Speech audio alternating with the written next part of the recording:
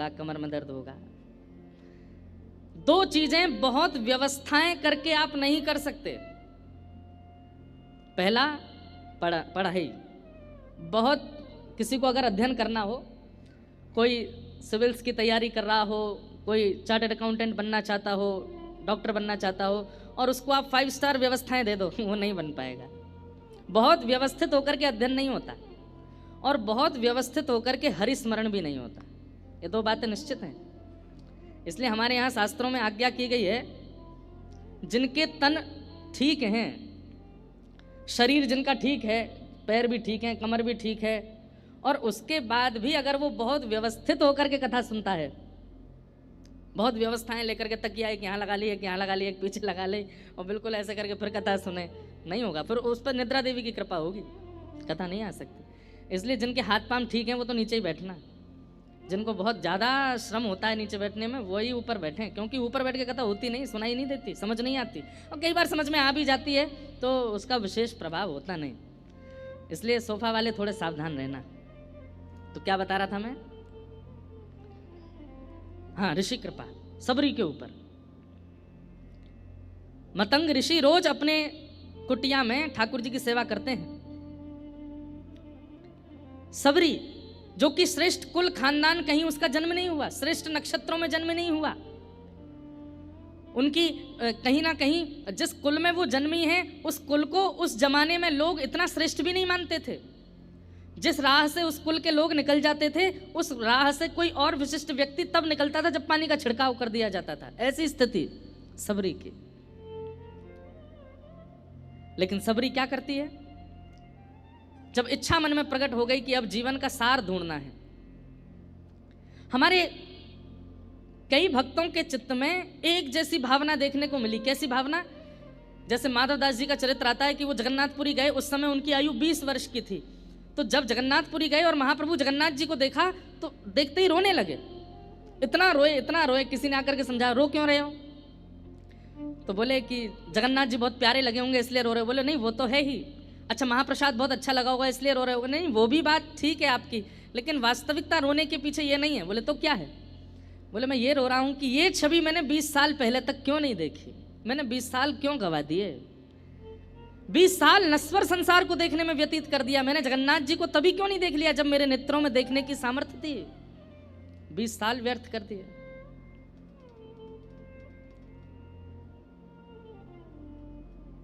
ऐसे ही सबरी के चित्त में भी एक त्याग आ गया कि मैंने जीवन व्यतीत कर दिया इस संसार में, ठाकुर जी से कब मिलूंगी। और निकल पड़ी सबरी। मतंग ऋषि रोज अपनी कुटिया में बैठ करके ठाकुर जी की आराधना करते हैं, सेवा पूजा करते हैं, आराधन करते हैं। और सबरी छुप करके देख रही है। क्यों छुप करके क्यों देख रही है? क्योंकि उसके मन में यह भावना है कि मुझे सहर्ष तो कोई स्वीकार करेगा नहीं, क्योंकि मैं ऐसे कुल खानदान आदि में जन्मी हूं, मुझे कोई कृपा मेरे ऊपर करेगा नहीं। इसलिए क्या की? सेवा की चोरी। कल भी हमने सुना था कि अनंताचार्य ऋषि की सेवा की चोरी वेंकटेश भगवान कर रहे थे, तो उन्होंने ठाकुर जी को डांट दिया। बोले आप मेरी सेवा की चोरी नहीं कर सकते। पर हाँ, सबरी जैसी सेवा की चोरी हो तो अच्छा है। कैसी सेवा की चोरी? मतंग ऋषि रोज 3 बजे उठ जाते हैं, उठ करके जाते हैं वन में, जाकर के पुष्प तोड़ करके लाते हैं, लकड़ी काट करके लाते हैं, अपने आश्रम पर आकर के स्वयं यज्ञ कुंड बनाते हैं, उसमें अग्नि प्रज्वलित करते हैं, गोबर का चौका लगाते हैं, पुष्पों से ठाकुर जी का श्रृंगार करते हैं, आदि आदि ये सब व्यवस्थाएं। तो सबरी मन में विचार करने लगी, ये इतने श्रमित होकर के वन में जाके सब काम करते हैं, क्यों ना ये मैं ही कर दूं। तो कुछ दिन तक तो देखती रही कि क्या क्या सेवा करते हैं, उनको कौन से पुष्प प्रिय हैं, कैसी लकड़ियां लेते हैं, ये सब विचार करने लगी। और फिर जब लगा कि अब उचित है, तो मतंग ऋषि उठते उससे पहले लकड़ियां भी आ जाती, उससे पहले पुष्प भी आ जाते, उससे पहले बिल्वपत्र आदि भी हो जाते। ऋषि मन में सोचते ये कौन करके गया है, बहुत देर तक विचार करते, ढूंढते, और सबरी करके इतनी दूर चली जाती कि ऋषि को दिखाई ना दूं मैं। और फिर दूर बैठ करके केवल चिंतन करती, मुझसे अपराध तो नहीं हो रहा है ना, हे ठाकुर जी मैं अपराध की भागीदारी तो नहीं बनूंगी ना, बस मैं गुरुदेव मुझे स्वीकार करें उसकी मैं प्रतीक्षा नहीं कर रही हूं, मैं पहले ही उनकी सेवा कर रही हूं। मतंग ऋषि थोड़ी देर तो देखते, जब कोई नहीं मिलता तो सोचते अब पूजा तो करनी है, कर ही देते हैं, तो वही सामग्री फिर अपनी सेवा में प्रयोग में लेते। सबरी आकर के चुपचाप देखती कि मेरी सामग्री प्रयोग में आई कि नहीं। हमारी आपकी जैसी नहीं थी सबरी। ढिंडोरा पीट देते हैं सेवा करने से पूर्व, हम वहां से ये लाए हैं आपके लिए, महाराज जी आप ये यूज करते, अब से ये लीजिए। और वो सबको होता है। बिहारी जी में बंगला बनते हैं हमारे यहाँ, गए आप लोग बंगला में, देखो ठाकुर जी का बंगला बनता है बहुत सुंदर। और फिर जिस चौखट पे बिहारी जी बैठते हैं उसके नीचे बड़े अक्षरों में लिखा रहता है, हैदराबाद के फलाने व्यक्ति ने बंगला बनवाया कलकत्ता के उन सेठ जी ने बंगला करवाया। मान लीजिए आपकी सेवा भी ले ली, बंगला भी बना दिया, लेकिन बिहारी जी के नीचे नाम नहीं लिखा है, तो नाक मुंह सुकुड़ जाएंगे आपके। इतनी एक तो हमने सेवा कर दी, ऊपर से हमारा नाम भी नहीं बोला। सबरी ऐसी नहीं है। सबरी तो चुपचाप देख जाती है कि मेरी सेवा प्रयोग में आ गई, बस प्रसन्न हो जाती है। अगले दिन और निष्ठा से सेवा करती है। अब तो रात्रि 2 बजे ही पहुंच जाती है, गोबर का चौका लेकर के, और पूरे जो यज्ञ वेदी है उसका निर्माण करती है, वहां सुंदर सुंदर रचनाएं बना देती हैं। और मतंग ऋषि उठे उससे पहले सब व्यवस्थित करके वहां से भाग जाती है।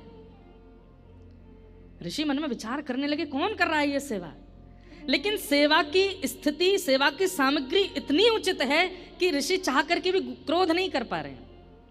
एक होता है कि क्रोध आ गया, कौन है मैं पकड़ के देखूं तो, लेकिन वो सब सामग्री इतनी व्यवस्थित होती थी कि ऋषि चाह करके भी क्रोध नहीं कर पा रहे। कहते हैं महीनों निकल गए, मतंग ऋषि की सेवा कर रही हैं और ऋषि को भी क्रोध नहीं आ रहा है, क्योंकि सेवा इतनी व्यवस्थित कर रही है।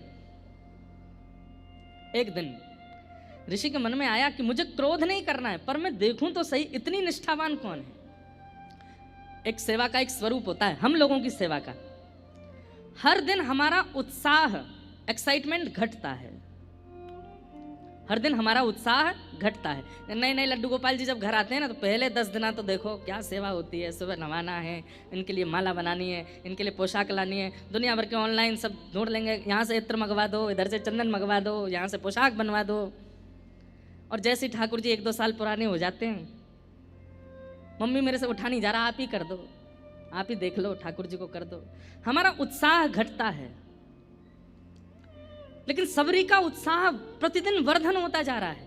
वो इतने भाव से सेवा प्रस्तुत कर रही है, मतलब उन्हें ये तक पता है कि करदम ऋषि, मतंग ऋषि कौन से प्रकार के पुष्प, किस तरफ झुके हुए पुष्प ठाकुर जी को अर्पित करते हैं, तो उसी तरफ झुके हुए पुष्प लेकर के आती है, कुशा लेकर के आती है। मतंग ऋषि के मन में क्रोध नहीं है, लेकिन अब इच्छा हो रही है कि ये जो सेवा करता है उस पर कृपा होनी चाहिए। इतनी भाव से सेवा, आज भावुक हो गए मतंग ऋषि। और बंधुओं एक बात बोलूं, शिष्य का, वैष्णव का सबसे बड़ा अवार्ड क्या है कि कोई भगवत प्राप्त व्यक्ति उसकी भावना से प्रसन्न होकर के भावुक हो जाए। इनको प्रसन्न करने के ज्यादा प्रयास मत किया करो, इनको प्रसन्न करने के ज्यादा प्रयास मत किया करो। मैं अपनी कथा में कहता हूं, हरि प्रसन्न होंगे तो वैकुंठ देंगे, लेकिन हरिजन प्रसन्न होंगे तो हरि को दे देंगे। अगर खाटू श्याम जी प्रसन्न हो गए तो क्या करेंगे? श्रीनाथ जी प्रसन्न हो गए, राधा रमण जी प्रसन्न हो गए तो क्या करेंगे? गोलोक धाम दे देंगे, साकेत दे देंगे, वैकुंठ दे देंगे। लेकिन हरिजन प्रसन्न हो जाए तो हरि को ही पकड़ के नीचे बुलाएंगे, बोले इसको मिलो, इसको प्राप्त हो। आज मतंग ऋषि के मन में आया कि मैं कृपा कर दूं, जिसने ये सब सेवा की है उस पर मेरा मन बस वारी वारी जा रहा है, लुटाने का मन कर रहा है, इतनी अद्भुत सेवा। और आज रात्रि सोए नहीं ऋषि, बस प्रतीक्षा कर रहे हैं कि कोई हलचल बाहर हो और मैं बाहर जाऊं। तभी सबरी आकर के सेवा कर रही है, और ऋषि बाहर जैसे ही प्रस्तुत होते हैं तुरंत सबरी घबरा जाती है, दौड़ने लगती है वहां से। ऋषि कहते हैं सावधान, वहीं रुक जाओ नहीं तो शाप दे दूंगा। रुक जाती है, नेत्रों में अश्रु आ गए, चरणों में प्रणाम करके कहती है मैंने अपराध किया, मुझे क्षमा कर दें। ऋषि बोले तुम हो कौन, और तुम ये सब सेवाएं क्यों कर रही हो मेरी, और ये छुप करके करने की क्या आवश्यकता है? तुम मुझे बोल दो, मैं तुम्हें आज्ञा कर दूंगा कि ये ले आओ, वो ले आओ, ऐसा कर दो, वैसा कर दो। तब सबरी कहती है आज्ञा करने के बाद उसका पालन करना, ये भी एक सेवक धर्म में निम्न कोटि हो जाती है। गुरु की आज्ञा हुई नहीं उससे पहले समझ जाना, ये श्रेष्ठ कोटि होती है, ये श्रेष्ठता होती है। आप आज्ञा करें और उसके बाद में उसको पूर्ण करूं, तो इसमें मेरा सौभाग्य क्या है? आपका मुखमंडल देख करके मैं पहचान जाऊं कि आप क्या चाहते हैं, वो मेरी सेवा का धर्म है ना। ऋषि बोले मैं तुमसे बहुत प्रसन्न हूं, बहुत प्रसन्न हूं। अब मैं तुम पर कृपा करना चाहता हूं, अब तुम ये छुप करके मत करो, अब मैं आज्ञा करूंगा वैसे सेवा करो। इस कारण से मतंग ऋषि को कितने लोगों ने त्याग दिया, कितने वैष्णवों ने उनके बारे में अपवाद करने शुरू कर दिए, कई ऋषियों ने उनके बारे में अनर्गल वार्ताएं करनी शुरू कर दी। बोले एक तो स्त्री को सेवा में रख लिया, ऊपर से ऐसी स्त्री जिसका कुल खानदान भी पवित्र नहीं है। मतंग ऋषि जब ये बात सुनते हैं तो कहते हैं वह कुल धन्य नहीं जिस कुल को पूरी रामायण याद हो, पूरी मानस जी की चौपाइयां याद हो, पूरे भागवत जी के सदग्रंथ याद हो। वह कुल धन्य है, वह व्यक्ति धन्य है जिनके पास भले ही सब कुछ ज्ञान में ना हो लेकिन चित्त में भाव प्रकट है। समय आया और मतंग ऋषि एक दिन सबरी जी से कहते हैं अब मेरे जाने का अवसर है, अब मैं जाऊंगा। रोने लगी सबरी, अब ऐसे मत कीजिए भगवान, आप चले जाएंगे तो मैं कहाँ जाऊंगी। बोले नहीं, मैं जाऊंगा तभी तुम्हें ठाकुर जी मिलेंगे। कब मिलेंगे, कैसे मिलेंगे? बोले बस प्रतीक्षा करो। अवध में रघुकुल कमल दिवाकर प्रभु श्री राम का प्रादुर्भाव होने वाला है, बस तुम प्रतीक्षा करना, प्रतीक्षा में अविश्वास मत ले आना, ठाकुर जी आएंगे। एक ही गुरु मंत्र दे करके गए हैं, प्रभु आएंगे, चाहे आज आए, कल आए, परसों आए। एक अभी सफल होंगे एक दिन जरूर, मनोरथ सफल होंगे एक दिन जरूर, मनोरथ सफल होंगे एक दिन जरूर। और फिर अगली पंक्ति कितनी सुंदर है, न प्रियतम मिले आज, न प्रियतम मिले आज तो कल मिलेंगे, न प्रीतम मिले आज तो कल मिलेंगे, गुरु गुरु मिल गए तो यूं। देख करके लगता है राम जी इन्हीं के यहाँ आएंगे। 100 500 साल भजन करते करते संतों को हो गए, वो सबरी को देख करके कहते हैं कि तुम क्यों व्यर्थ ही अपना पूरा दिन व्यतीत करती हो, अभी हुआ ही कितना समय है तुमको कि ठाकुर जी तुम्हारे पास आए। और हमें तो ऐसा लगता है राम जी तुम्हारे पास आएंगे नहीं, गुस्सा के कारण। बोले क्यों? बोले तुमने मतंग ऋषि जैसे एक ऋषि के यहाँ आकर के एक स्त्री के द्वारा सेवा हो रही थी, उनका पूरा आश्रम तो तुमने अपवित्र कर ही दिया, तुम्हारे यहाँ राम जी कैसे आ जाएंगे। जिस दिन राम जी का आगमन हुआ दंडक वन में, सब संतों ने अपने घर के, अपने आश्रमों के बाहर गोबर के चौका लगाए हैं, सबने अपना आश्रम सजाया है। सबरी जी के चित्त में ये भावना नहीं है कि वो आए ही, उनको तो यह है कि वो किसी अन्य आश्रम में भी आएंगे तो मैं दूर से देख लूंगी, मुझे दिख जाएंगे, इससे बड़ा सौभाग्य क्या होगा। कहते हैं राघव जी जब पहुंचे हैं, सब संत खड़े हैं, 1000 वर्ष की तपस्या पूरी हो गई है जिनकी, वह भी खड़े हैं, सबको राघव जी दर्शन दे रहे हैं हाथ जोड़ करके, और सबके यहाँ जाकर के यही पूछते हैं सबरी जी का आश्रम कहाँ है, मुझे सबरी जी से मिलना है। वो ऋषि अपना बताना चाहते हैं कि मैं उस परिवार से आया था, 1000 वर्ष मैंने ऐसी तपस्या की, तब जाकर के मुझे आपका दर्शन हुआ। ठाकुर जी कहते हैं वो सब बात ठीक है, ये बताओ सबरी जी का आश्रम कहाँ है। किस कारण से सबरी जी की इस स्थिति में अनेक कारण जुड़े हैं। सबसे पहला कारण सेवा प्रगाढ़ता, जिस भाव से उन्होंने अपनी गुरु की सेवा की है वह सेवा। दूसरी बात ऋषि कृपा, जो आज हम चाहते हैं, आज ऋषि पंचमी, ऋषि की कृपा, एक भगवत प्राप्त संत की कृपा है उनके ऊपर। और तीसरा प्रतीक्षा। तीनों में भी लेश मात्र भी कमी नहीं छोड़ी है सबरी जी ने, ना तो सेवा में कमी छोड़ी है, ना ऋषि कृपा में कमी छोड़ी है, और ना प्रतीक्षा में कमी छोड़ी है। इसलिए ठाकुर जी आते ही दंडक वन में सीधे सबरी जी के यहाँ गए। बोलो भक्त वत्सल भगवान की। इसलिए आपका जन्म कुल अच्छा है, नक्षत्र अच्छे हैं, तिथि अच्छी है, समय अच्छा है, कुंडली बहुत अच्छी है, तो ये सब चीज़ें सोच करके ये विचार मत किया कीजिए कि आपकी कुंडली तो बढ़िया ही है, जन्म नक्षत्र बढ़िया है, दिशा अच्छी थी, माता पिता बढ़िया है, सब कुछ तो सब अच्छा ही होगा। नहीं, ऋषि कृपा, भगवत प्राप्त संतों की कृपा, वैष्णवों की कृपा, वह कृपा बहुत आवश्यक है। इसलिए कथा के बाद अपने अपने घर जब आप लोग जाएं तो जिन महापुरुषों को आप मानते ही हैं नेत्र बंद करते ही कह दिया जाए कि भगवत प्राप्त कौन है, तो जो जो छवियां आपके चित्त में आने लग जाएं उन्हीं को इस सप्तऋषि मान करके प्रणाम कर लीजिएगा, आपकी ऋषि पंचमी मंगल में हो जाएगी।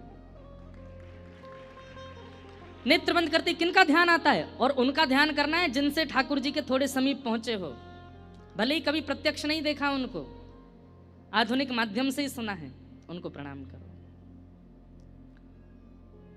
और इस प्रकार ऋषि पंचमी को अपनी को पावन बनाइए।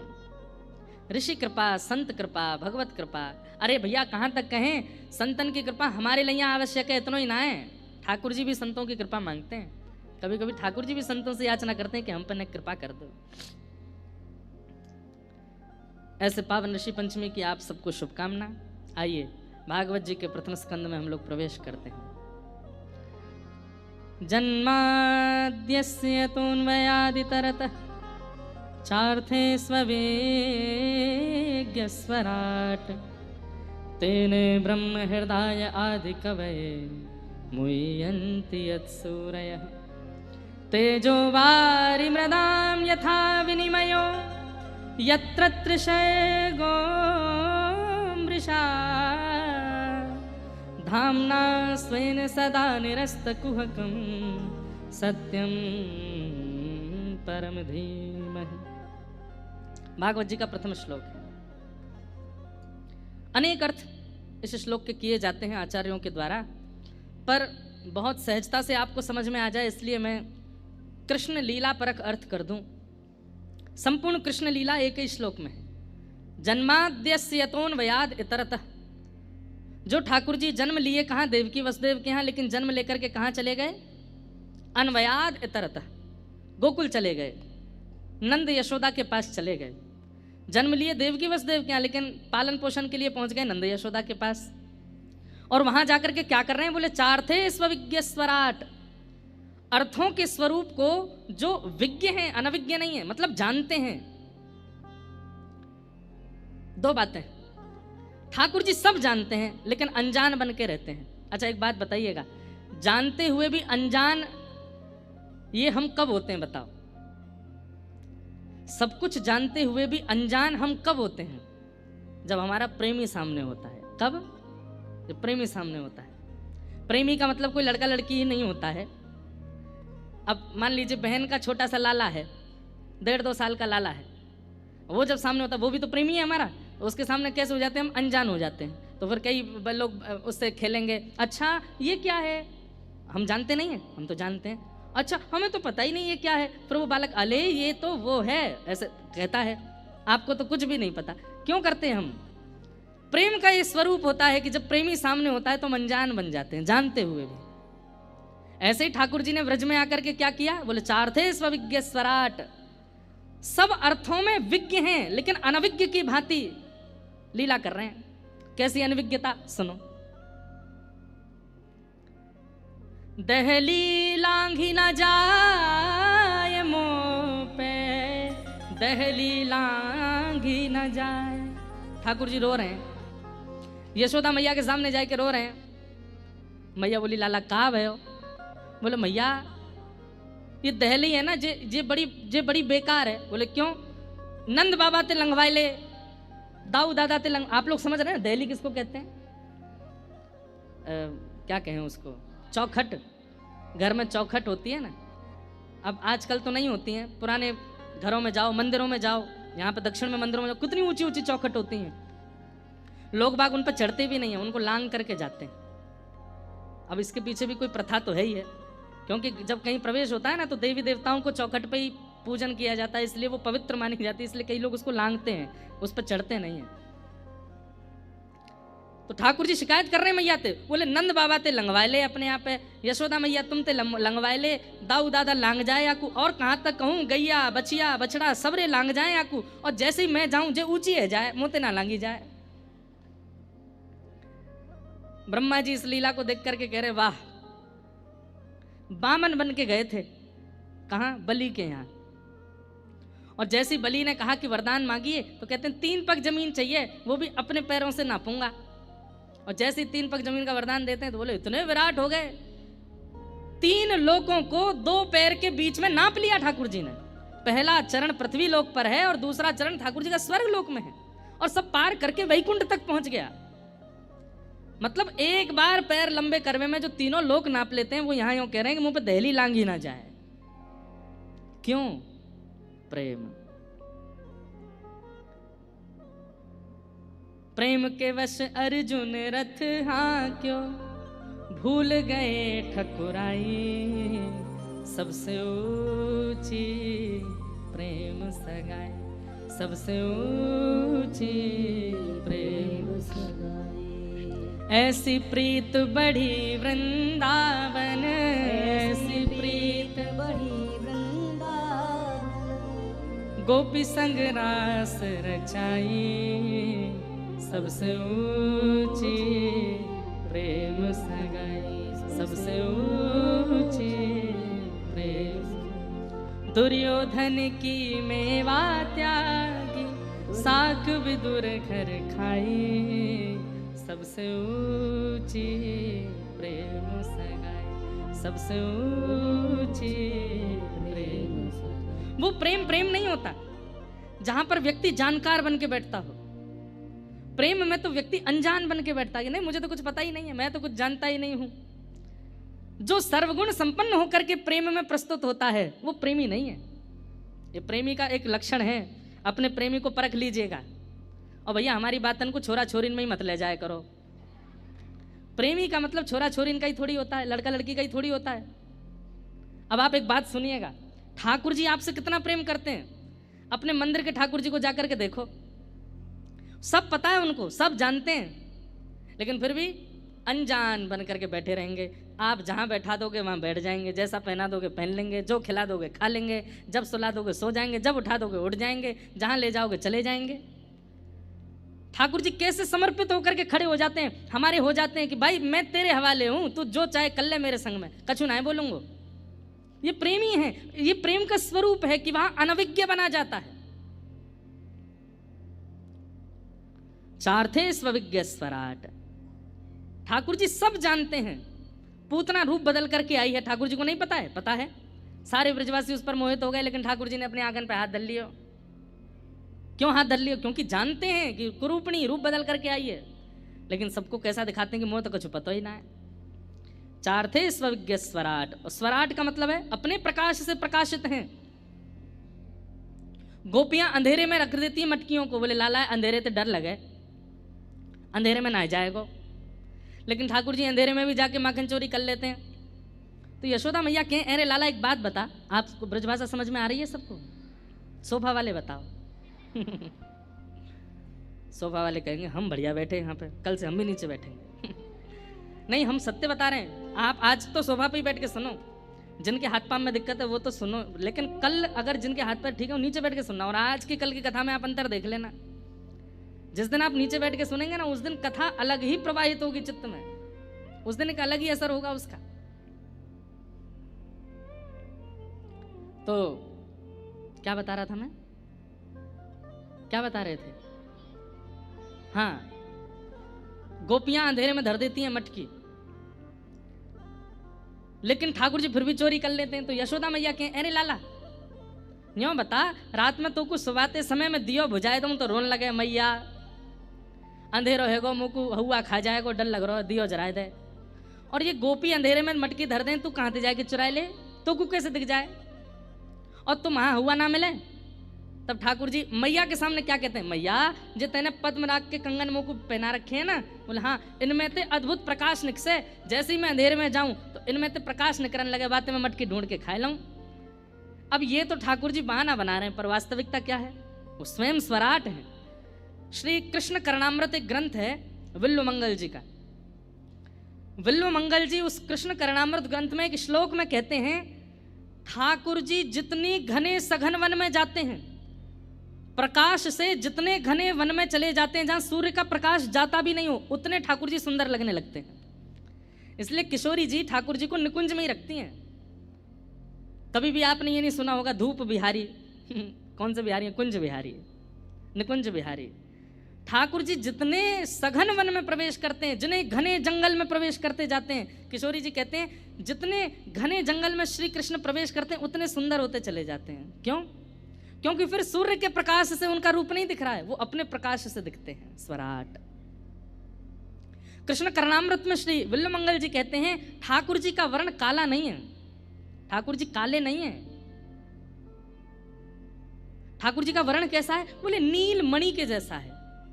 और मणि सूर्य में प्रकाशित नहीं होती, मणि अंधेरे में ही प्रकाशित होती है। इसलिए आपके दक्षिण भारत में मंदिरों में ठाकुर जी के दर्शन जो है दिया में ही होते हैं। कभी जाइए त्रिवेंद्रम या किसी भी मंदिर में चले जाओ, सब जगह वही है, दिया में ही हूं मैं। अरे तिरुपति देखो, तिरुपति जी में तो कितने भीतर होते हैं ठाकुर जी, वो दिया में ही दिख रहे होते हैं। और दिया से दिख तो रहे, लेकिन वास्तविकता यह है कि वो उनके स्वयं के प्रकाश में दर्शन होता है। लगता है कि हाँ साक्षात ठाकुर जी खड़े। हमारे बिहारी जी वृंदावन में आज भी दिया में ही विराजते हैं। जब बंगला बनता है तो बाहर आते हैं तो लाइट वाइट में दर्शन हो जाते हैं, नहीं तो गर्भगृह में बिहारी जी आज भी दिया ही जलता है, वहां पे लाइट नहीं है। कितने मंदिर ऐसे हैं हमारे वृंदावन में, आज भी वहां पर दिया में ही ठाकुर जी के दर्शन होते हैं। क्यों? क्योंकि ठाकुर जी का जो स्वरूप है वो जितने घनघोर अंधेरे में जाते हैं उतने ज्यादा प्रकाशित होते चले जाते हैं। स्वराट। तेने ब्रह्म हृदय आदि कवये मुह्यन्ति यत्सूरय। ब्रह्मा को जिन्होंने अपनी लीला के द्वारा आनंदित किया, सबको कथा पता है। ब्रह्मा जी जब सखाओं का हरण करके चले गए तो ठाकुर जी ने फिर ब्रह्मा जी के मोह को दूर किया। मुह्यन्ति यत्सूरय, बड़े बड़े सूर, सूर यानी कि ज्ञानी, और एक अर्थ लगाया जाए तो बड़े बड़े देवता भी जिनकी लीला पर मोहित रहते हैं, इंद्र आदि देवता भी जिनकी गिरधर धारण छवि पर मोहित हो गए। मुह्यन्ति यत्सूरय तेजो वारि मृदाम यथा विनिमयो, पृथ्वी जल अग्नि वायु आकाश। हम एक बात कहते हैं, श्री कृष्ण कौन है पता है? पर्यावरण मित्र। कौन है? और हम कौन है? पर्यावरण शत्रु। कौन है हम लोग? जो हैं वो स्वीकार कीजिए, हम पर्यावरण शत्रु हैं और श्री कृष्ण पर्यावरण मित्र हैं। हमारी ठाकुर जी से मिलने में एक बाधा यह भी है कि हम पर्यावरण के शत्रु हैं और ठाकुर जी मित्र हैं। अब पूरी कृष्ण लीला देख लीजिए, ठाकुर जी क्या करते हैं? जल का संवर्धन, कालिया नाग को भगाते हैं, बोले कि यमुना मैली नहीं रहनी चाहिए, कालिया नाग तू चला जाए यहां से। जल की रक्षा। मृद भक्षण करते हैं, पृथ्वी से उठा के मिट्टी खा जाते हैं, पृथ्वी की रक्षा। 2 बार दावाग्नि लगी व्रजमंडल में, दोनों बार अग्नि का पान कर गए ठाकुर जी, अग्नि की रक्षा। तृणावर्त नाम का एक दैत्य आया था बवंडर के रूप में, ठाकुर जी ने उसको मार करके वायु की रक्षा। महाराज करके ठाकुर जी कर रहे हैं आकाश की रक्षा, और श्री गिरिराज जी को धारण करके ठाकुर जी पर्वतों की रक्षा, वृक्षों की रक्षा, गोबर गाय की रक्षा, दूध की रक्षा। संपूर्ण कृष्ण लीला सुनने में आनंद तो बहुत आता है आपको, लेकिन उन लीलाओं से निकालिए कि ठाकुर जी ने किन किन का संवर्धन किया। अगर वह संवर्धन की स्थिति आपके चित्त में नहीं है तो आपके नाम जब से ठाकुर जी प्रसन्न नहीं है, आपकी सेवा से ठाकुर जी प्रसन्न नहीं है। ठाकुर जी कहेंगे तू भज तो बहुत रोए मोकू, लेकिन जो जो मैंने किया वहां में तेरी नेको रुचि नहीं है, मैं कैसे मिल जाऊं तोते। इसलिए कम से कम पर्यावरण में किसी एक वस्तु के मित्र बनिए। पर्यावरण मित्र। तेजो वारि मृदाम यथा विनिमयो यत्रत्र सर्गो मृषा, पृथ्वी अग्नि जल वायु आकाश। इस श्लोक का हम कृष्ण परक अर्थ सुन रहे हैं। तो भगवान ने पूरी कृष्ण लीला में क्या किया? पर्यावरण का संरक्षण किया। यत्रत्र सर्गो मृषा, व्रजलीला, द्वारिका लीला और महाभारत लीला, ये 3 लीलाएं ठाकुर जी की प्रधान हैं, जो कि अमृषा हैं, माने परम सत्य हैं, झूठ नहीं है। धामना स्वेन सदा निरस्त कुहकम सत्यम परम धीमहि। अपने धाम वैकुंठ को प्रस्थान करने से पूर्व भी जो उद्धवादियों को ज्ञान देकर के गए हैं द्वारिका में, ऐसे परम सत्य श्री कृष्ण को हम बारंबार प्रणाम करते हैं। इस प्रकार प्रथम श्लोक में श्री कृष्ण को वंदन किया गया। वंदन वैसे तो स्वच्छंद भाव से तो ब्रह्म परक अर्थ है इस श्लोक का, और ब्रह्म परक अर्थ ऐसा है कि आपको समझने में बहुत मुश्किल हो जाएगी। अब एक दो लाइन का ही कर देता हूं। जन्माद्यस्य यतोऽन्वयादि तरतः, जो जन्म और मृत्यु के हेतु हैं, जिनके कारण जन्म होता है, जिनके कारण मृत्यु होती है। यतोऽन्वयाद् इतरतः, जो जन्म और मृत्यु से इतर हैं, उनका ना कभी जन्म होता है ना कभी मृत्यु होती है, लेकिन भक्त वत्सलता के लिए वो जन्म भी लेते हैं। 4 थे स्वविज्ञ स्वराट, अर्थों के प्रति जो अभिज्ञ हैं, सब जानते हैं, इसीलिए उनको भगवान कहा जाता है। भगवान किसको कहा जाता है? जिसके पास में 6 नॉलेज हो उसको भगवान कहा जाता है। कौन कौन सी? वेत्ति विद्याम अविद्याम च सवाच्यो भगवानति, उत्पत्ति प्रलयम चैव भूतानाम अगति गति, वेत्ति विद्याम अविद्याम च सवाच्यो भगवान इति। ये 6 नॉलेज जिसके पास है उसको भगवान कहते हैं। सबसे पहला, इस पृथ्वी का निर्माण कब हुआ, एग्जैक्ट डेट जिसको पता है, और इस पृथ्वी और ब्रह्मांड का प्रलय कब होगा, ये एग्जैक्ट जिसको पता है, वो परमात्मा। लोग कितना भी दावा कर दें, लेकिन आज तक साइंस इस चीज में आगे आ ही नहीं पाया कि इस पृथ्वी का निर्माण, ब्रह्मांड का निर्माण कब हुआ। कहते हैं कुछ इतने साल हो सकता है पहले, एग्जैक्ट क्या है नहीं पता किसी को भी। दूसरी बात, इस सृष्टि का प्रलय कब होगा। कोई कहता है 2012 में प्रलय आने वाला था, कोई कह रहा 2020 में प्रलय आएगा, कोई कह रहा 2025 में। तो अभी कहीं सुन रहा था मैं कि जून जुलाई तक के बाद तो जो है आधी पृथ्वी तो मर चुकी होगी, अभी तक जीवित बैठे हैं, कुछ भय ना है। तो जो उत्पत्ति जानता है, प्रलय जानता है, गति और अगति जानता है, किसकी क्या गति है और किसकी क्या अगति है, ये जिसको पता है। विद्याम अविद्याम च, विद्या क्या है और अविद्या क्या है, ये 6 जानकारियां जिनके पास हैं उनको भगवान कहते हैं। ठाकुर जी सब जानते हैं, इसलिए वो प्रणम्य है, इसलिए वो भगवान है। ऐसे परम सत्य भगवान को हम बारंबार प्रणाम करते हैं। भागवत जी का दूसरा श्लोक, धर्म प्रोजित कैतवोत्र परमो निर्मत्सराणां सतां, वैद्यं वास्तवमत्र वस्तु शिवदं तापत्रयोन्मूलनं, श्रीमद्भागवते महामुनिकृते किं वा परैरीश्वरः सद्यो हृद्यवरुध्यते त्रिकृतिभिः शुश्रूषुभिस्तत्क्षणात्। धर्म, अधिकारी, संबंध और प्रयोजन। विषय, अधिकारी, संबंध और प्रयोजन, 4 बातें बहुत ध्यान से सुनिएगा। सबसे पहली बात, कथा का अधिकारी कौन। कथा का अधिकारी मतलब ठाकुर जी किसको अधिकार देते हैं अपनी प्राप्ति का। आप भगवान को प्राप्त करना चाहते हैं, पर आप उनके अधिकारी बने हैं कि नहीं ये जानना बहुत जरूरी है। बहुत ध्यान से सुनिएगा। जो परम धर्म में व्यवस्थित है वही ठाकुर जी का अधिकारी है, कथा सुनने का अधिकारी है। धर्म प्रोजित कैतवोत्र परमो। भागवत जी का विषय क्या है?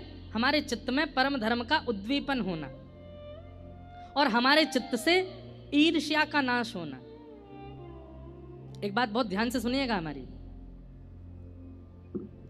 कई लोग अपने क्रोध पर काम करते हैं कि हमारा गुस्सा बहुत है, कंट्रोल होना चाहिए। कई लोग अपनी जीभ पर काबू करते हैं कि बहुत चटोरी है, इसको काबू करना है। कई लोग अपने शरीर पर ध्यान देते हैं, बहुत फैलता जा रहा है, इसको सावधान करना है। कई लोग अपने माइंड को, मन को एकाग्र करने का प्रयास करते हैं, बहुत विचलित रहता है संसार में। हमारी एक बात मानिएगा, हमारे शरीर में एक दोष ऐसा है, अगर वह सुधर जाए तो बाकी सब में सुधरने की स्थिति आ जाएगी, और उस दोष का नाम क्या है? ईर्ष्या। आपने शरीर तो अपना स्वस्थ कर लिया, काम पर तो विजय कर ली, क्रोध पर तो विजय, लेकिन एक वो होता है ना कि रोग ठीक हो गया लेकिन कुछ दिन बाद उसका थोड़ा सा अंश रह गया था तो दोबारा आ गया। कई लोगों को गंभीर बीमारी हो जाती है, डॉक्टर ऑपरेशन करके वो पार्ट ही निकाल देते हैं जो इफेक्टेड हुआ है, पर सुनने में आता है कि 2, 4, 5 साल बाद फिर से हो गया। बोले क्यों? बोले उसका कोई अंश रह गया था अंदर। ऐसे ही आप कितना भी काम पर विजय प्राप्त कर लीजिए, कितना भी जीव पर विजय प्राप्त कर लीजिए, कितना भी शरीर को स्वस्थ कर लीजिए, लेकिन आपके अंदर ईर्ष्या दोष यदि है तो वो फिर से सब कुछ प्रकट कर सकता है। अगर ईर्ष्या दोष ही निकाल दिया जाए और ईर्ष्या दोष निवृत्ति के बाद काम पर, जीव पर, क्रोध पर, शरीर पर, अन्य अन्य भावों पर अगर काम किया जाए तो जो एक बार नष्ट होगा वो पुनर्जागृत नहीं होगा, क्योंकि ईर्ष्या को आपने निकाल दिया। इसलिए भागवत जी में कहा निर्मत्सराणाम सताम। कथा सुनने का एक उद्देश्य यह भी रखिए कि मेरे चित्त से ईर्ष्या खत्म हो। आप कहोगे महाराज जी हम में तो ईर्ष्या है ही नहीं, इतनी सी नहीं है, सबके अंदर है। कोई अगर रूपवान है और उससे तनिक थोड़ा सुंदर अगर कोई और आ जाए ना, एक मीठी ईर्ष्या आ जाती है चित्त में।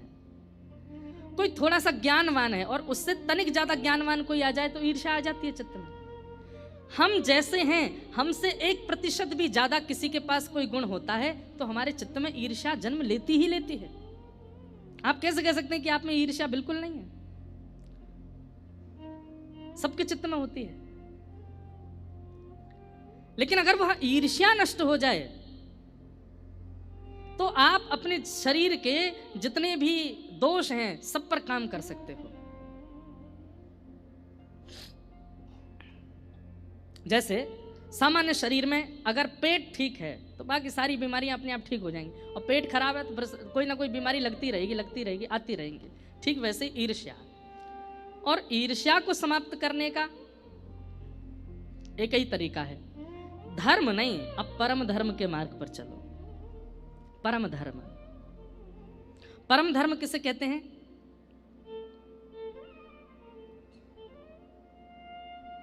ध्यान से सुनिएगा। आपने कथा में कोई अच्छी बात सुनी, कोई बहुत विशिष्ट बात सुनी, तो आपने तो मन बनाया कि मैं इसको अपने जीवन में उतारूंगा, ये बात बहुत अच्छी लगी, अब ये मुझे करना है। लेकिन तभी आपने 2-4 लोग और सोच लिए, मैं उनसे भी जाकर के कहूंगा, उनको भी प्रेरित करूंगा कि वह भी इस क्रिया को अपने जीवन में लाना प्रारंभ करें। मैं स्वयं का भी कल्याण करूंगा पर उनका भी चाहता हूं कि वे भी कल्याण करें। इसको परम धर्म कहते हैं। ऐसा स्वभाव जिसके चित्त में है उसके चित्त से ईर्ष्या दोष धीरे धीरे निकलने लग जाता है। कथा सुन करके गए और जो कथा में नहीं आए थे उनको फोन करके कहा, और भाई सब ठीक हो? अच्छा, अब एडिक्शन है उसको, चाय का एडिक्शन है, चल चाय पे चलते हैं। चाय पे ही ले गए, वहाँ ले जाकर बोले आज महाराज जी ने ये बात बताई। भाई मैं तो मन में विचार कर रहा हूँ कि अब से चित्त में, अब से अपनी दिनचर्या में ये प्रभाव लाना है, तुम भी करो।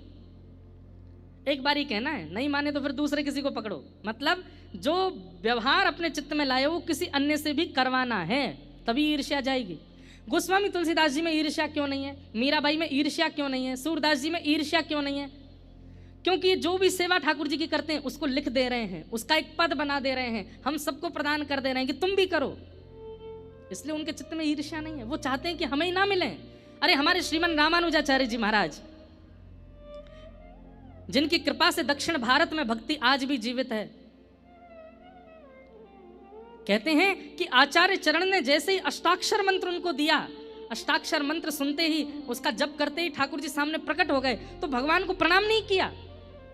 गोपुर हुए आरूढ़ उच्च स्वर मंत्र उचारो, मंदिर के शिखर पर जाकर के जोर जोर से गुरु मंत्र को गाने लगे। गुरुजी ने आकर के डांटा, हे रामानुज क्या कर रहे हो? गुरु मंत्र को सबको सुनाने की आज्ञा नहीं है। रामानुजाचार्य जी कहते हैं क्या होगा? गुरुदेव बोले नरक जाना पड़ेगा तुमको अगर सबको गुरु मंत्र सुनाओगे तो। रामानुजाचार्य जी कहते हैं एक नरक जाएगा, लेकिन एक से मंत्र सुनकर के इतने सारे वैकुंठपति का दर्शन कर लेंगे तो एक का नरक जाना स्वीकार है, पर सबको तो ठाकुर जी दर्शन होना चाहिए। हे गुरुदेव, आपके मंत्र देते ही मुझे नारायण भगवान दिखने लगे, तो मैंने मन में सोचा इस मंत्र को मैं गोपनीय कैसे रख सकता हूं, इसको तो मैं सबको सुना दूंगा। तब पर गुरुजी ने समझाया तुम्हारी भावना बहुत अच्छी है, लेकिन भाई गुरु के द्वारा प्रदत्त वस्तु का एक गरिमा तो रखो। तो फिर 77 लोगों ने वो मंत्र सुना था और रामानुजाचार्य जी ने उन 77 लोगों को विधिवत पंच संस्कार करके फिर उनको विधि रूप से सब चीज समझा करके उनको भगवत प्राप्ति कराई। कहने का अभिप्राय, हमारे चित्त में सर्वांगीण कल्याण की भावना प्रकट हो तो कहीं ना कहीं ईर्ष्या खत्म हो सकती है। ईर्ष्या उसी के चित्त में अधिकतर होती है जिसके चित्त में अन्य के कल्याण की भावना नहीं है। ईर्ष्या का नष्ट होना बहुत जरूरी है। निर्मत्सराणाम सताम वैद्यं वास्तवमत्र वस्तु शिवदं तापत्रयोन्मूलनम। वैद्यं वास्तवमत्र वस्तु शिवदम। श्रीमद् भागवत जी हमारा किससे संबंध कराती है? कथा सुनने के बाद में ठाकुर जी हमारे अपने कोई संबंधी हो जाएंगे, या तो ठाकुर जी के प्रति लाला की भावना, या तो उनके प्रति भाई की भावना, या तो उनके प्रति गुरु की भावना। अपने मन से नहीं बनाना है संबंध। एक बात याद रखिएगा, आपने मन में सोच लिया मेरे कोई भाई नहीं है, चलो ठाकुर जी कोई भाई मान लेते हैं, आप नहीं मान सकते। ठाकुर जी से जाकर के स्वयं पूछिए कि हे नाथ, आप मेरे कौन हैं, मुझे बताइए। और हर दिन ठाकुर जी से यही पूछो, आप मेरे हैं कौन, आप मेरे क्या लगते हैं, मुझे बताइए। एक दिन चाहे एक हफ्ता निकलेगा, एक महीना निकलेगा, कभी ना कभी ठाकुर जी या तो स्वप्न में या किसी भाव से या किसी कथा में किसी वक्ता के द्वारा, किसी महापुरुष के द्वारा, किसी वैष्णव के द्वारा संकेत रूप में शब्द का उत्तर दे देंगे। अब मान लीजिए आप रोज ठाकुर जी से पूछते हो, ठाकुर जी आप मेरे हो कौन, मुझे बताइए ना। मैं तो भाई मानता था, लेकिन आज महाराज जी की कथा में हमने सुना कि हम नहीं मान सकते। आप बताइए कि आप हमारे हो कौन। आज पूछो, कल पूछो, 10 दिन बाद पूछो। एक दिन किसी वैष्णव से आप मिले और वो वैष्णव आपसे बोला, अरे भैया कृष्णम वंदे जगत गुरुम, कृष्ण इस जगत के गुरु हैं, कृष्ण से बढ़िया गुरु कौन हो सकता। बस वही संकेत है कि ठाकुर जी आपको उत्तर दे रहे हैं कि तुम मेरे शिष्य हो, मैं गुरु हूं। गुरु का मतलब मैं जो आज्ञा करूंगा वो तुमको पालन करना है। या मान लीजिए किसी ने आपका, अरे आप तो यशोदा मैया हो भैया, आप तो यशोदा मैया हो, लाल जी तुम्हारे लाला है। बस वही संकेत जानिए, अच्छा तो ये लाला है। या फिर ऐसा नहीं होगा तो स्वप्न में ठाकुर जी कोई आदेश कर देंगे, कहीं ना कहीं से ठाकुर जी प्रकट करा ही देंगे कि मैं इस संबंध में हूं। और ठाकुर जी किसी भी संबंध में आ सकते हैं। अब ऐसा भी हो सकता है कोई आपसे आकर के कह दे कि भैया तुमको देख करके तो ऐसा लगता है तुम तो बरसाने के हो, और बरसाने के होने के नाते तुम तो श्री जी के हो, और श्री जी के हैवे के नाते लाल जी आपके कौन भय, जीजा जी। कौन भय, ठाकुर जीजा जी हो गए। अब रोज जाओ श्री जी के सामने बैठ करके वैसे ही मनोहार करो जैसी जीजा जी की होती है। आहा उठ जाइए जीजू सा बाल भोग पा लीजिए। अब आप कौन हो उनके, अब आप सारे सारी हो उनके उसी भाव से सेवा करो। हमारे श्री बक्सर वाले मामा जी ये उनकी भावना से सिद्ध होती है ये बात। श्री नारायण दास भक्तमाली जी, उनको पूरा विश्व मामा जी कहता था। क्यों? वो सिया जी को अपनी बहन मानते थे। तो सीता जी जिनकी बहन है, सीता जी हमारी माँ है, तो वो हमारे कौन हुए, मामा हुए। तो उससे सब मामा जी बोलते थे उनको। तो एक बार किसी ऋषि ने, एक बार किसी संत ने उनसे पूछा, आप सीता जी को बहन मानते हो, सीता जी आपको भैया मानती हैं, इसका क्या प्रमाण है? इतना सुंदर उत्तर दिया। बोले कि भैया इतने बड़े बड़े रसिक संत, इतने बड़े बड़े महात्मा, इतने बड़े बड़े ध्यानी ज्ञानी जन जब आकर के मामा बोलते हैं तो मैं ये समझ जाता हूं कि इन सब के चित्त में बैठी हुई सिया जी मुझे भैया मानती हैं, तभी मामा बुलवा रही है। कहने का अभिप्राय संबंध होगा, कमर में दर्द होगा। दो चीजें बहुत व्यवस्थाएं करके आप नहीं कर सकते। पहला पढ़ाई। बहुत किसी को अगर अध्ययन करना हो, कोई सिविल्स की तैयारी कर रहा हो, कोई चार्टर्ड अकाउंटेंट बनना चाहता हो, डॉक्टर बनना चाहता हो, और उसको आप 5 स्टार व्यवस्थाएं दे दो, वो नहीं बन पाएगा। बहुत व्यवस्थित होकर के अध्ययन नहीं होता, और बहुत व्यवस्थित होकर के हरिस्मरण भी नहीं होता। ये दो बातें निश्चित हैं। इसलिए हमारे यहाँ शास्त्रों में आज्ञा की गई है, जिनके तन ठीक हैं, शरीर जिनका ठीक है, पैर भी ठीक है, कमर भी ठीक है, और उसके बाद भी अगर वो बहुत व्यवस्थित होकर के कथा सुनता है, बहुत व्यवस्थाएं लेकर के तकिया एक यहाँ लगा ली, एक यहाँ लगा ली, एक पीछे लगा ली, और बिल्कुल ऐसे करके फिर कथा सुने, नहीं होगा। फिर उस पर निद्रा देवी की कृपा होगी, कथा नहीं आ सकती। इसलिए जिनके हाथ पांव ठीक हैं वो तो नीचे ही बैठना, जिनको बहुत ज़्यादा श्रम होता है नीचे बैठने में वही ऊपर बैठें, क्योंकि ऊपर बैठ के कथा होती नहीं, सुनाई नहीं देती, समझ नहीं आती, और कई बार समझ में आ भी जाती है तो उसका विशेष प्रभाव होता नहीं। इसलिए सोफा वाले थोड़े सावधान रहना। तो क्या बता रहा था मैं? हाँ, ऋषि कृपा सबरी के ऊपर। मतंग ऋषि रोज अपने कुटिया में ठाकुर जी की सेवा करते हैं। सबरी जो कि श्रेष्ठ कुल खानदान, कहीं उसका जन्म नहीं हुआ, श्रेष्ठ नक्षत्रों में जन्म नहीं हुआ, उनकी कहीं ना कहीं जिस कुल में वो जन्मी है उस कुल को उस जमाने में लोग इतना श्रेष्ठ भी नहीं मानते थे। जिस राह से उस कुल के लोग निकल जाते थे उस राह से कोई और विशिष्ट व्यक्ति तब निकलता था जब पानी का छिड़काव कर दिया जाता था। ऐसी स्थिति सबरी की। लेकिन सबरी क्या करती है? जब इच्छा मन में प्रकट हो गई कि अब जीवन का सार ढूंढना है। हमारे कई भक्तों के चित्त में एक जैसी भावना देखने को मिली। कैसी भावना? जैसे माधव दास जी का चरित्र आता है कि वो जगन्नाथपुरी गए, उस समय उनकी आयु 20 वर्ष की थी। तो जब जगन्नाथपुरी गए और महाप्रभु जगन्नाथ जी को देखा तो देखते ही रोने लगे, इतना रोए। किसी ने आकर के समझाया, रो क्यों रहे हो? तो बोले कि जगन्नाथ जी बहुत प्यारे लगे होंगे इसलिए रो रहे हो। बोले नहीं, वो तो है ही। अच्छा, महाप्रसाद बहुत अच्छा लगा होगा इसलिए रो रहे हो? नहीं, वो भी बात ठीक है आपकी, लेकिन वास्तविकता रोने के पीछे ये नहीं है। बोले तो क्या है? बोले मैं ये रो रहा हूँ कि ये छवि मैंने 20 साल पहले तक क्यों नहीं देखी, मैंने 20 साल क्यों गवा दिए, 20 साल नश्वर संसार को देखने में व्यतीत कर दिया, मैंने जगन्नाथ जी को तभी क्यों नहीं देख लिया जब मेरे नेत्रों में देखने की सामर्थ्य थी, 20 साल व्यर्थ कर दिए।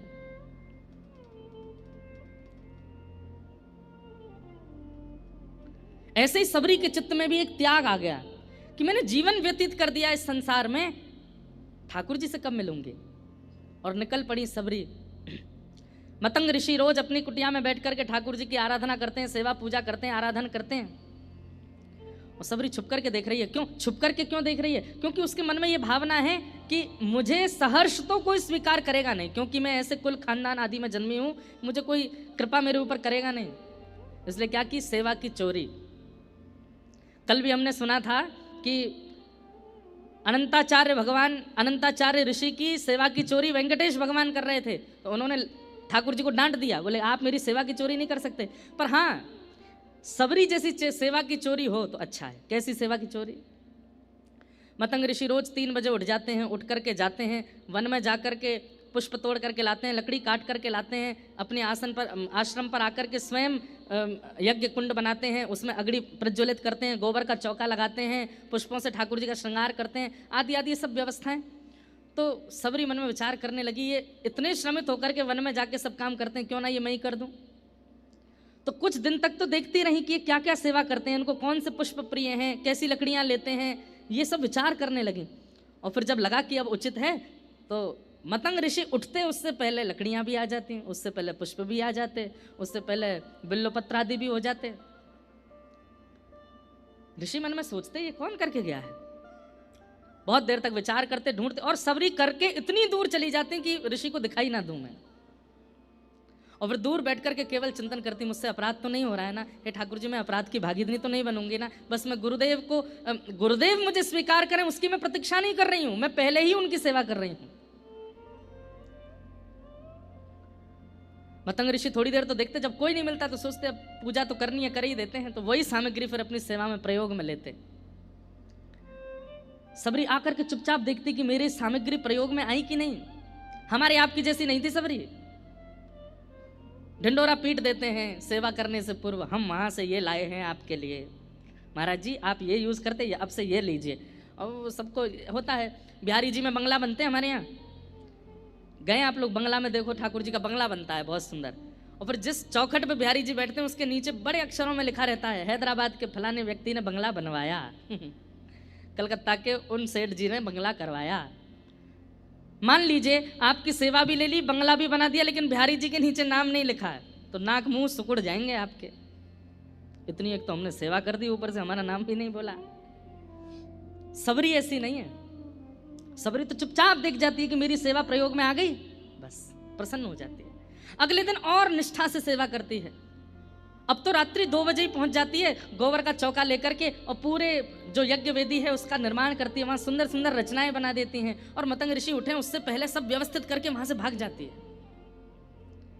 ऋषि मन में विचार करने लगे कौन कर रहा है ये सेवा, लेकिन सेवा की स्थिति, सेवा की सामग्री इतनी उचित है कि ऋषि चाह करके भी क्रोध नहीं कर पा रहे हैं। एक होता है कि क्रोध आ गया, कौन है मैं पकड़ के देखूं तो, लेकिन वो सब सामग्री इतनी व्यवस्थित होती थी कि ऋषि चाह करके भी क्रोध नहीं कर पा रहे। कहते हैं महीनों निकल गए, मतंग ऋषि की सेवा कर रही हैं और ऋषि को भी क्रोध नहीं आ रहा है, क्योंकि सेवा इतनी व्यवस्थित कर रही है। एक दिन ऋषि के मन में आया कि मुझे क्रोध नहीं करना है, पर मैं देखूं तो सही इतनी निष्ठावान कौन है।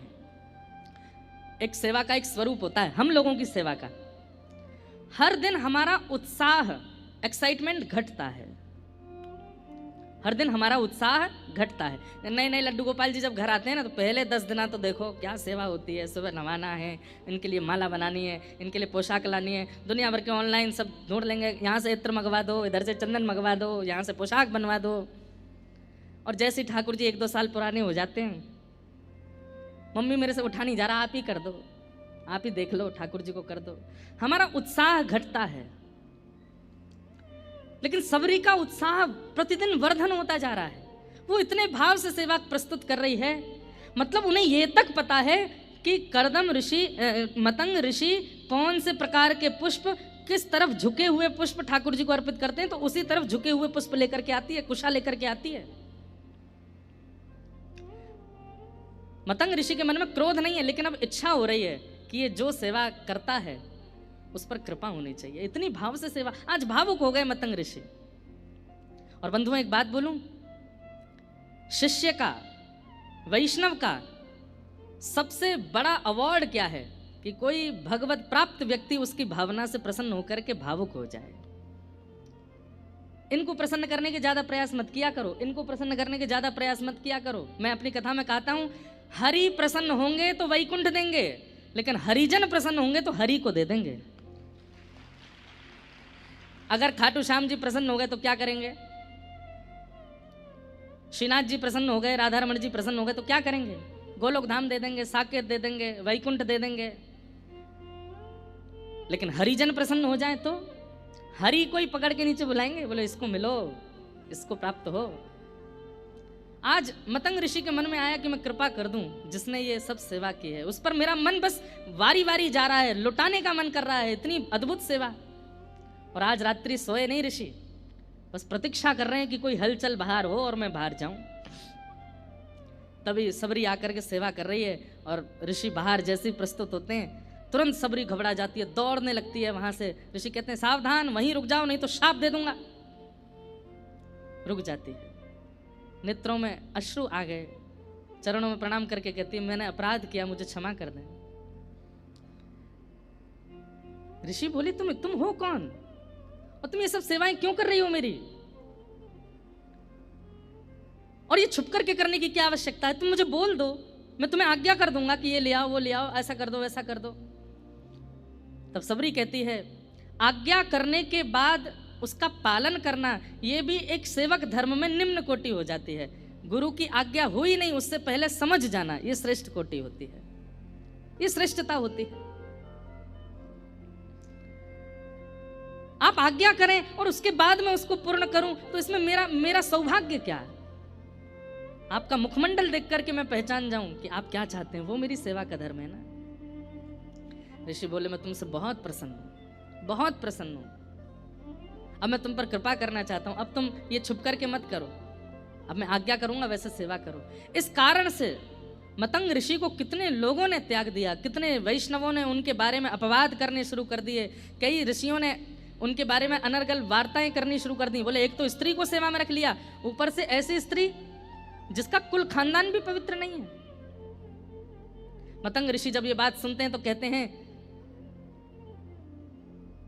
वह कुल धन्य नहीं जिस कुल को पूरी रामायण याद हो, पूरी मानस जी की चौपाइयां याद हो, पूरे भागवत जी के सदग्रंथ याद हो। वह कुल धन्य है, वह व्यक्ति धन्य है जिनके पास भले ही सब कुछ ज्ञान में ना हो लेकिन चित्त में भाव प्रकाट है। समय आया और मतंग ऋषि एक दिन सबरी जी से कहते हैं अब मेरे जाने का अवसर है, अब मैं जाऊंगा। रोने लगी सबरी, अब ऐसे मत कीजिए भगवान, आप चले जाएंगे तो मैं कहाँ जाऊंगी? बोले नहीं, मैं जाऊंगा तभी तुम्हें ठाकुर जी मिलेंगे। कब मिलेंगे, कैसे मिलेंगे? बोले बस प्रतीक्षा करो। अवध में रघुकुल कमल दिवाकर प्रभु श्री राम का प्रादुर्भाव होने वाला है, बस तुम प्रतीक्षा करना। प्रतीक्षा में अविश्वास मत ले आना, ठाकुर जी आएंगे। एक ही गुरु मंत्र दे करके गए हैं, प्रभु आएंगे, चाहे आज आए, कल आए, परसों आए। एक अभी सफल होंगे एक दिन जरूर, मनोरथ सफल होंगे एक दिन जरूर, मनोरथ सफल होंगे एक दिन जरूर। और फिर अगली पंक्ति कितनी सुंदर है, न प्रियतम मिले आज, न प्रियतम मिले आज तो कल मिलेंगे, न प्रीतम मिले आज तो कल मिलेंगे, गुरु गुरु मिल गए तो यूं। देख करके लगता है राम जी इन्हीं के यहाँ आएंगे। 100 500 साल भजन करते करते संतों को हो गए। उस सबरी को देख करके कहते हैं कि तुम क्यों व्यर्थ ही अपना पूरा दिन व्यतीत करती हो, अभी हुआ ही कितना समय है तुमको कि ठाकुर जी तुम्हारे पास आए। और हमें तो ऐसा लगता है राम जी तुम्हारे पास आएंगे नहीं, गुस्सा के कारण। बोले क्यों? बोले तुमने मतंग ऋषि जैसे एक ऋषि के यहाँ आकर के एक स्त्री के द्वारा सेवा हो रही थी, उनका पूरा आश्रम तो तुमने अपवित्र कर ही दिया, तुम्हारे यहाँ राम जी कैसे आ जाएंगे? जिस दिन राम जी का आगमन हुआ दंडक वन में, सब संतों ने अपने घर के अपने आश्रमों के बाहर गोबर के चौका लगाए हैं, सबने अपना आश्रम सजाया है। सबरी जी के चित्त में ये भावना नहीं है कि वो आए ही, उनको तो यह है कि वो किसी अन्य आश्रम में भी आएंगे तो मैं दूर से देख लूंगी, मुझे दिख जाएंगे, इससे बड़ा सौभाग्य क्या होगा। कहते हैं राघव जी जब पहुंचे हैं, सब संत खड़े हैं, 1000 वर्ष की तपस्या पूरी हो गई है जिनकी, वह भी खड़े हैं, सबको राघव जी दर्शन दे रहे हैं हाथ जोड़ करके, और सबके यहाँ जाकर के यही पूछते हैं सबरी जी का आश्रम कहाँ है, मुझे सबरी जी से मिलना है। वो ऋषि अपना बताना चाहते हैं कि मैं उस परिवार से आया था, 1000 वर्ष मैंने ऐसी तपस्या की, तब जाकर के मुझे आपका दर्शन हुआ। ठाकुर जी कहते हैं वो सब बात ठीक है, ये बताओ सबरी जी का आश्रम कहाँ है, किस कारण से। सबरी जी की इस स्थिति में अनेक कारण जुड़े हैं।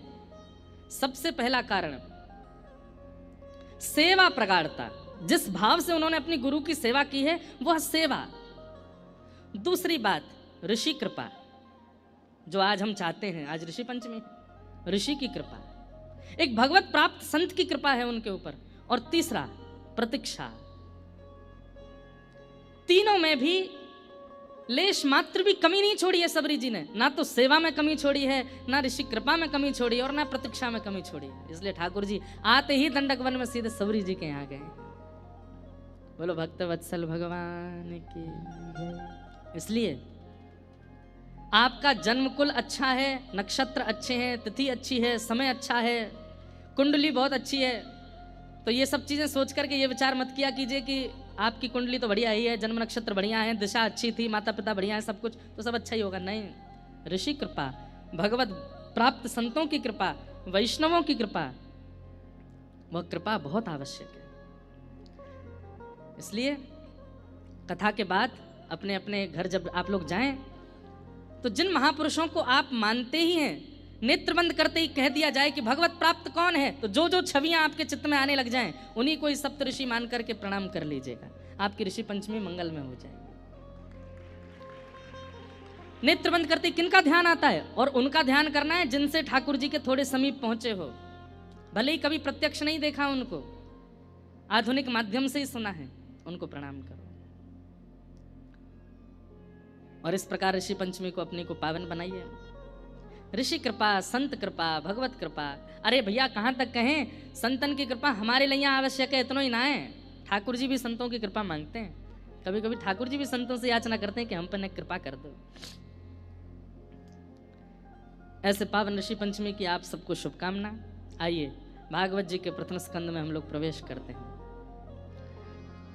जन्माद्यस्य तोन्वयादितरतः चार्थे स्ववेग्यस्वराट् तेने ब्रह्म हृदय आदि कवये मुह्यन्ति यत्सूरयः तेजो वारि मृदां यथा विनिमयो यत्र तृषैर्गो मृषा धाम्ना स्वेन सदा निरस्तकुहकं सत्यं परम धीमहि। भागवत जी का प्रथम श्लोक है। अनेक अर्थ इस श्लोक के किए जाते हैं आचार्यों के द्वारा, पर बहुत सहजता से आपको समझ में आ जाए इसलिए मैं कृष्ण लीला परक अर्थ कर दूं। संपूर्ण कृष्ण लीला एक ही श्लोक में है। जन्माद्यस्य यतोन्वयाद् इतरतः, जो ठाकुर जी जन्म लिए कहाँ, देवकी वसुदेव के यहाँ, लेकिन जन्म लेकर के कहाँ चले गए, अन्वयाद इतरतः, गोकुल चले गए, नंद यशोदा के पास चले गए। जन्म लिए देवकी वसुदेव के यहाँ, लेकिन पालन पोषण के लिए पहुंच गए नंद यशोदा के पास। और वहां जाकर के क्या कर रहे हैं, बोले चार्थे स्वविज्ञ स्वराट, अर्थों के स्वरूप को जो विज्ञ हैं, अनविज्ञ नहीं है, मतलब जानते हैं।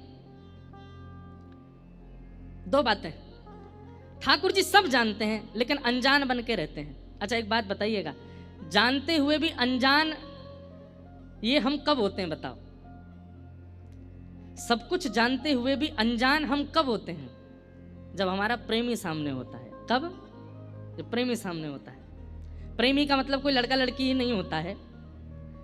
अब मान लीजिए बहन का छोटा सा लाला है, 1.5-2 साल का लाला है, वो जब सामने होता है वो भी तो प्रेमी है हमारा, तो उसके सामने कैसे हो जाते हैं हम? अनजान हो जाते हैं। तो फिर कई लोग उससे खेलेंगे, अच्छा ये क्या है, हम जानते नहीं हैं, हम तो जानते हैं, अच्छा हमें तो पता ही नहीं ये क्या है। फिर वो बालक अले ये तो वो है ऐसे कहता है, आपको तो कुछ भी नहीं पता।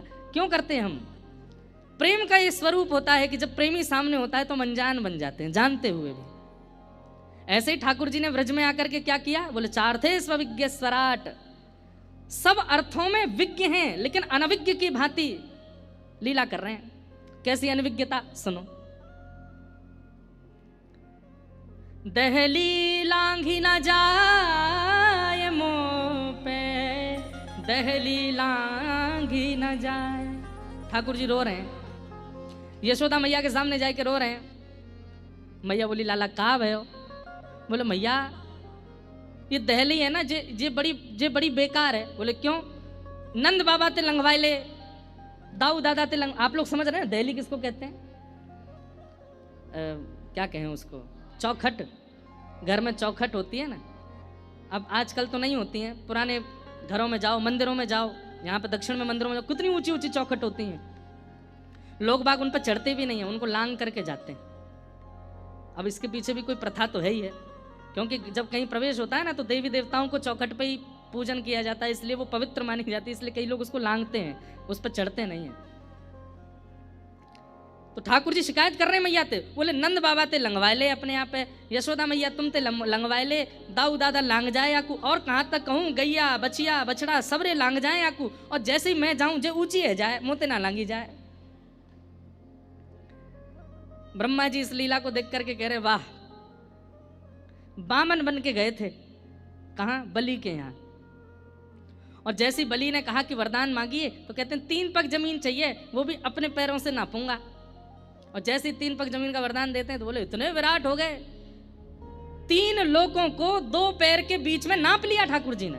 पहला चरण पृथ्वी लोक पर है और दूसरा चरण ठाकुर जी का स्वर्ग लोक में है, और सब पार करके वैकुंठ तक पहुंच गया। मतलब एक बार पैर लंबे करवे में जो 3 लोक नाप लेते हैं, वो यहां यूं कह रहे हैं कि मुंह पे दहली लांघी ना जाए। क्यों? प्रेम। प्रेम के वश अर्जुन रथ हाँक्यो, भूल गए ठकुराई, सबसे ऊंची प्रेम सगाई, सबसे ऊंची प्रेम सगाई। ऐसी प्रीत बढ़ी वृंदावन, ऐसी प्रीत बढ़ी वृंदावन, गोपी संग रास रचाई, सबसे ऊंची प्रेम सगाई, सबसे ऊंची प्रेम। दुर्योधन की मेवा त्यागी, साक विदुर घर खाई, सबसे ऊंची प्रेम सगाई, सबसे ऊंची प्रेम सगाई। वो प्रेम प्रेम नहीं होता जहां पर व्यक्ति जानकार बन के बैठता हो। प्रेम में तो व्यक्ति अनजान बन के बैठता है, नहीं मुझे तो कुछ पता ही नहीं है, मैं तो कुछ जानता ही नहीं हूं। जो सर्वगुण संपन्न होकर के प्रेम में प्रस्तुत होता है वो प्रेमी नहीं है। ये प्रेमी का एक लक्षण है, अपने प्रेमी को परख लीजिएगा। और भैया हमारी बातन को छोरा छोरीन में ही मत ले जाया करो। प्रेमी का मतलब छोरा छोरीन का ही थोड़ी होता है, लड़का लड़की का ही थोड़ी होता है। अब आप एक बात सुनिएगा, ठाकुर जी आपसे कितना प्रेम करते हैं। अपने मंदिर के ठाकुर जी को जाकर के देखो, सब पता है उनको, सब जानते हैं, लेकिन फिर भी अनजान बन करके बैठे रहेंगे। आप जहाँ बैठा दोगे वहाँ बैठ जाएंगे, जैसा पहना दोगे पहन लेंगे, जो खिला दोगे खा लेंगे, जब सुला दोगे सो जाएंगे, जब उठा दोगे उठ जाएंगे, जहाँ ले जाओगे चले जाएंगे। ठाकुर जी कैसे समर्पित होकर के खड़े हो जाते हैं, हमारे हो जाते हैं कि भाई मैं तेरे हवाले हूं, तू जो चाहे कर ले मेरे संग में, कछु ना बोलूंगा। ये प्रेमी है, ये प्रेम का स्वरूप है कि वहां अनविज्ञ बना जाता है। चार थे स्वविज्ञ स्वराट। ठाकुर जी सब जानते हैं। पूतना रूप बदल करके आई है, ठाकुर जी को नहीं पता है? पता है। सारे ब्रजवासी उस पर मोहित हो गए, लेकिन ठाकुर जी ने अपने आंगन पर हाथ धर लियो। क्यों हाथ धर लियो? क्योंकि जानते हैं कि कुरूपणी रूप बदल करके आई है, लेकिन सबको कैसा दिखाते हैं कि मोह तो कुछ पता ही ना है। चार थे स्वविज्ञ स्वराट, और स्वराट का मतलब है अपने प्रकाश से प्रकाशित हैं। गोपियां अंधेरे में रख देती हैं मटकियों को, बोले लाला अंधेरे से डर लगे, अंधेरे में ना जाएगा, लेकिन ठाकुर जी अंधेरे में भी जाके माखन चोरी कर लेते हैं। तो यशोदा मैया कहें अरे लाला एक बात बता, आपको ब्रजभाषा समझ में आ रही है सबको? सोफा वाले बताओ। सोफा वाले कहेंगे हम बढ़िया बैठे यहाँ पे, कल से हम भी नीचे बैठेंगे। नहीं, हम सत्य बता रहे हैं। आप आज तो सोफा पे ही बैठ के सुनो, जिनके हाथ पांव में दिक्कत है वो तो सुनो, लेकिन कल अगर जिनके हाथ पैर ठीक है वो नीचे बैठ के सुनना। और आज की कल की कथा में आप अंतर देख लेना। जिस दिन आप नीचे बैठ के सुनेंगे ना, उस दिन कथा अलग ही प्रवाहित होगी चित्त में, उस दिन एक अलग ही असर होगा उसका। तो क्या बता रहा था मैं, क्या बता रहे थे? हाँ, गोपियां अंधेरे में धर देती हैं मटकी, लेकिन ठाकुर जी फिर भी चोरी कर लेते हैं। तो यशोदा मैया कहें अरे लाला न्यों बता, रात में तो कुछ सुबाते समय में दियो बुझाए दूं तो रोन लगे मैया, अंधेरो हैगो मुकु हुआ खा जाएगो, डर लग रहा दियो जराए दे। और ये गोपी अंधेरे में मटकी धर दें, तू कहाँ से जाके चुराए ले, तो को कैसे दिख जाए, और तुम वहां हुआ ना मिले। तब ठाकुर जी मैया के सामने क्या कहते हैं, मैया जो तेने पद्मराग के कंगन मुकुट पहना रखे हैं ना, बोले हाँ, इनमें ते अद्भुत प्रकाश निकसे, जैसे ही मैं अंधेरे में जाऊं तो इनमें ते प्रकाश निकलने लगे, बातें मैं मटकी ढूंढ के खा लाऊं। अब ये तो ठाकुर जी बहाना बना रहे हैं, पर वास्तविकता क्या है, वो स्वयं स्वराट है। श्री कृष्ण करणामृत एक ग्रंथ है विल्व मंगल जी का। विल्व मंगल जी उस कृष्ण करणामृत ग्रंथ में एक श्लोक में कहते हैं, ठाकुर जी जितनी घने सघन वन में जाते हैं, प्रकाश से जितने घने वन में चले जाते हैं, जहां सूर्य का प्रकाश जाता भी नहीं हो, उतने ठाकुर जी सुंदर लगने लगते हैं। इसलिए किशोरी जी ठाकुर जी को निकुंज में ही रखती हैं। कभी भी आपने ये नहीं सुना होगा धूप बिहारी। कौन से बिहारी है? कुंज बिहारी, निकुंज बिहारी। ठाकुर जी जितने सघन वन में प्रवेश करते हैं, जितने घने जंगल में प्रवेश करते जाते हैं, किशोरी जी कहते हैं जितने घने जंगल में श्री कृष्ण प्रवेश करते हैं उतने सुंदर होते चले जाते हैं। क्यों? क्योंकि फिर सूर्य के प्रकाश से उनका रूप नहीं दिख रहा है, वो अपने प्रकाश से दिखते हैं। स्वराट। कृष्ण करणामृत में श्री विल्व मंगल जी कहते हैं ठाकुर जी का वर्ण काला नहीं है, ठाकुर जी काले नहीं है। ठाकुर जी का वर्ण कैसा है? बोले नील मणि के जैसा है। और मणि सूर्य में प्रकाशित नहीं होती, मणि अंधेरे में ही प्रकाशित होती है। इसलिए आपके दक्षिण भारत में मंदिरों में ठाकुर जी के दर्शन जो है दिया में ही होते हैं। कभी जाइए त्रिवेंद्रम या किसी भी मंदिर में चले जाओ, सब जगह वही है, दिया में ही हूं मैं। अरे तिरुपति देखो, तिरुपति जी में तो कितने भीतर होते हैं ठाकुर जी, वो दिया में ही दिख रहे होते हैं। और दिया से दिख तो रहे, लेकिन वास्तविकता यह है कि वो उनके स्वयं के प्रकाश में दर्शन होता है। लगता है कि हाँ साक्षात ठाकुर जी खड़े। हमारे बिहारी जी वृंदावन में आज भी दिया में ही विराजते हैं। जब बंगला बनता है तो बाहर आते हैं तो लाइट वाइट में दर्शन हो जाते हैं, नहीं तो गर्भगृह में बिहारी जी आज भी दिया ही जलता है, वहां पे लाइट नहीं है। कितने मंदिर ऐसे हैं हमारे वृंदावन में, आज भी वहां पर दिया में ही ठाकुर जी के दर्शन होते हैं। क्यों? क्योंकि ठाकुर जी का जो स्वरूप है वो जितने घनघोर अंधेरे में जाते हैं उतने ज्यादा प्रकाशित होते चले जाते हैं। स्वराट।